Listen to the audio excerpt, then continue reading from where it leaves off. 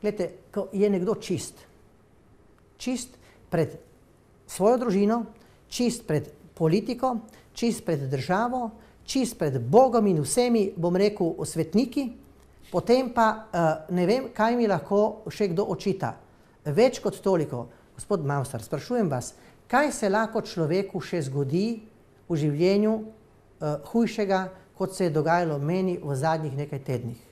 In to preživeti, moraš dejansko imeti v sebi neko atomsko energijo.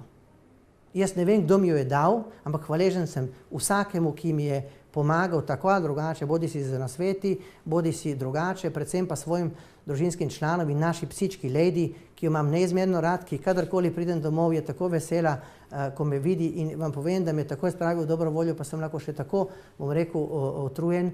In tukaj se nam je dogajalo nekaj, kar je dejansko mene naredilo popularnega po tej državi. Včeraj grem po cesti v Ljubljani, predvčerajšnjem, ne vem, v petek, zjutraj v soboto, na kavo, ljudje, starejša gospa, gospod Gašpar me objema, me ljubčka, ljudje me objemajo na cesti, starejši ljudje, držite se, pokažite jim in tako naprej. Torej, jaz mislim, da mi zdaj zavidajo že pop zvezde, ampak jaz upam, da se bo stvar nekoliko umirila, da me bodo pustili na miru vsi ti, bom rekel, razni profili, kajti želim samo nekaj, da se ta država dejansko dekontaminira, da se opravi celo v določenih segmentih deratizacija.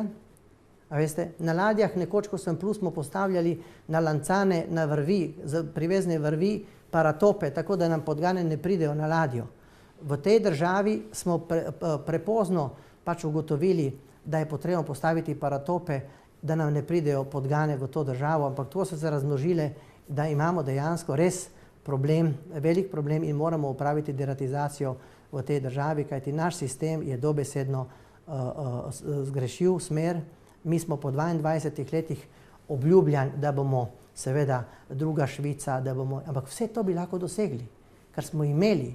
Imeli smo osnovo, imeli smo možnosti, lahko bi se razvijali na tradicionalnih vrednotah, tradicionalni kulturi, znanju in vse to so nam uspeli zapraviti pohlepneži, grabežljivci, zajedavci, takšni in drugačni.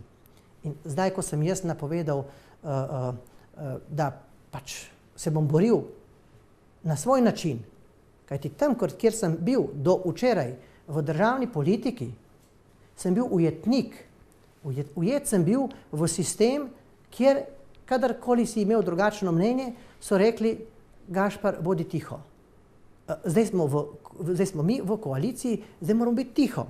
Ko smo bili v opoziciji, smo itak ropotali, nisi nič dosegel, brezciljno, kajti ni doseglo namena, ni učinkovalo. Danes, ko vodimo državo in čeprav so določeni ukrepi, po mojem osebnem mnenju, nepremišljeni, nepravilni, ne morem biti tiho. In logična posledica je, ko se ti nekaj nabira in ti v želodcu kuha, da se dejansko umakneš. In jaz sem se umaknil, iskal sem že nekaj mesecev way out. In Luka Koper mi je prišla kot naročena.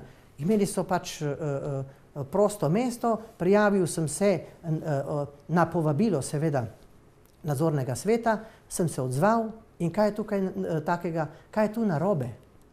Se pravi, če sem se jaz pojavil in prijavil in dok nisem bil izbran, je bila kampanja še kolikor toliko znosna. Ko sem pa dejansko bil izbran, navkljub močnim pritiskom na naše nadzornike Luke Koper, potem pa se je zgodila katastrofa. Kaj pa želite boljšega? Izbrali so me 3 predstavniki delavcev, predstavnica lokalne skupnosti, v kateri dejansko Luka Koper gostuje, in predstavnik kapitala. Eden predstavnik kapitala je bil vzdržan, 3 so bili proti. Kaj ćete boljšo kombinacijo?